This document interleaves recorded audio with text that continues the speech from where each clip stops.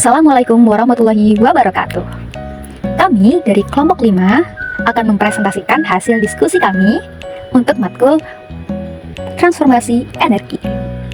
Nah teman-teman, di musim yang gak karu-karuan ini, apalagi di siang hari, kita pasti sering banget merasa kepanasan. Makanya kita pasti butuh kipas-kipas atau beralih ke ruangan yang ber-AC. Nah teman-teman, tahu nggak apa sih perubahan energi yang ada pada alat-alat tersebut? Nah, yuk kita kulik bareng-bareng perubahan energi pada AC atau air conditioner. Tapi sebelum itu kita kenalan dulu. Nah, untuk anggota kelompoknya, yang pertama ada Eka Tias Ambarwani dengan NIM 37. Yang kedua ada saya sendiri, Fatia Nurjanah dengan NIM 44. Dan yang terakhir ada Nesha Anggreni dengan NIM 70. Oke, kita langsung aja kenalan bagian-bagian dari AC. Nah, bagian-bagian ini bisa teman-teman lihat secara fisik. Di sini ada kipas kondensor, ada remote AC, dan juga ada AC itu sendiri. Tapi FYI, letak dari ketiga benda ini berbeda loh. Nah, untuk remote AC sama AC-nya udah pasti nggak bisa dipisahin karena dua-duanya ada di dalam ruangan. Tapi untuk kipas kondensor biasanya terletak terpisah. Teman-teman bisa lihat di bagian belakang gedung-gedung. Oke, langsung aja kita mulai dari AC atau singkatan dari air conditioner. Nah, AC adalah suatu alat yang digunakan untuk mengatur atau mengkondisikan kualitas udara yang meliputi sirkulasi udara, kemudian mengatur kelembapan udara, mengatur kebersihan udara, dan untuk memurnikan udara.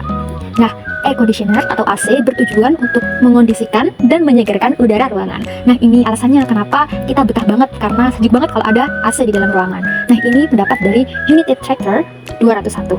Oke, untuk kipas kondensor memiliki fungsi untuk membuang kalor atau panas dan mengubah wujud bahan pendingin dari gas menjadi cair. Kemudian membuat kondensasi bahan pendingin gas dari kompresor dengan suhu tinggi dan tekanan tinggi menurut Siagian tahun 2015.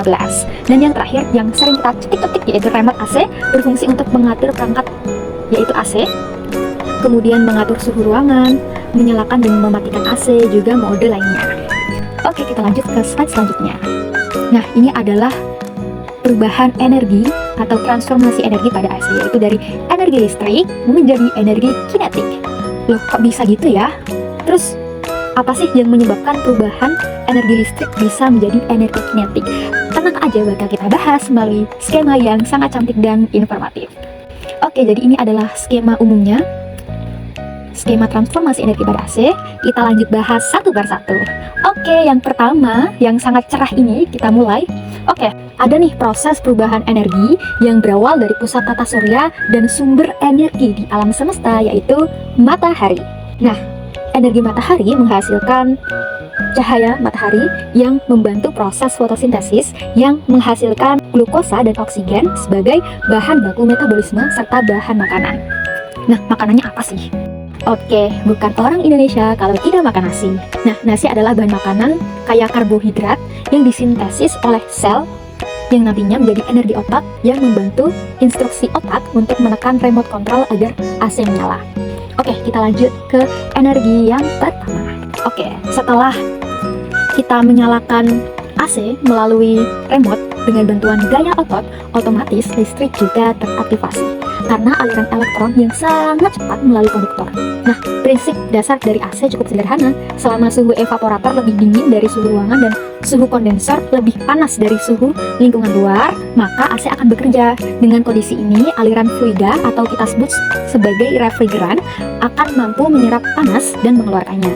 Untuk itulah diperlukan dua tambahan komponen lainnya, yakni kompresor dan katup ekspansi. Nah, tadi kan ada banyak banget istilah yang asing ya, kayak misalnya kondensor, kemudian evaporator, kompresor, katup ekspansi. Itu apa sih? Asing banget. Tenang aja, kita bakal bahas di slide selanjutnya. Wah, seru banget nih, ada videonya juga. Tapi sebelum kita start videonya, kita kenalan dulu sama skema di sampingnya. Nah, di bagian ini akan menjawab juga tentang bagaimana energi listrik berubah menjadi energi kinetik. Jadi kan posisi AC udah nyala, otomatis udah ada energi listrik yang masuk ya. Tapi ternyata ada 4 alat yang tadi sempat saya sebutkan yang melakukan fungsi yang berbeda dan sistematis. Nah, yang pertama adalah bagian yang letaknya di luar ruangan, tepatnya di belakang gedung kita. Yang pertama, ada kompresor yang berfungsi menaikkan tekanan refrigeran atau aliran fluida berbentuk gas sekaligus memberi dorongan agar refrigeran bisa mengalir ke kondensor. Nah, selanjutnya setelah dari kompresor, lanjut ke kondensor yang berfungsi mengubah refrigeran berwujud gas panas menjadi cair dengan cara menghilangkan panasnya, lalu menjadi dingin dengan blower atau kipas.